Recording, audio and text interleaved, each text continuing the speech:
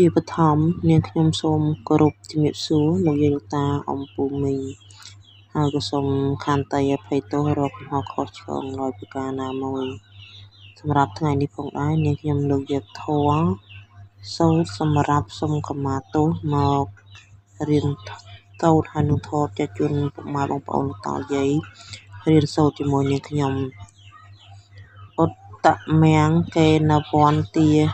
ទេហੰបាតបង្សង្វរុត្តមੰពុទ្ធាយុខលិតោទោសោពុទ្ធោខមតតាំងមមੰឧត្តមង្គកេណវន្តាហੰធម្មញ្ចទុវិធាំវរាំងធម្មេយុខលិតោទោសោធម្មោខមតតាំងមមੰឧត្តមង្គកេណវន្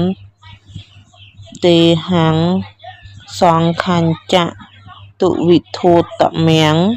សង្ឃេយុខលិតោទោសោសង្ឃោខមតតាំងមមੰ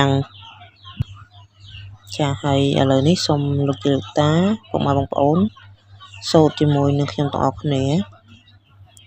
ឧត្តមង្គកេណវន្តាហੰបាតបង្សង្វរុត្តមੰពុទ្ធាយុខលិតោទោសោពុទ្ធោ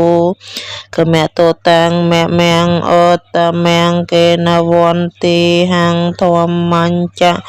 ទុវិធាំវរាំងធម្មេយុខលិតោទោសោធម្មោខមតតាំងមមੰឧត្តមង្គកេណវន្តាហੰសង្ឃញ្ចទុវិធោតមੰសង្ឃេយុខលិតោទោសោសង្ឃោខមតតាំងមមੰ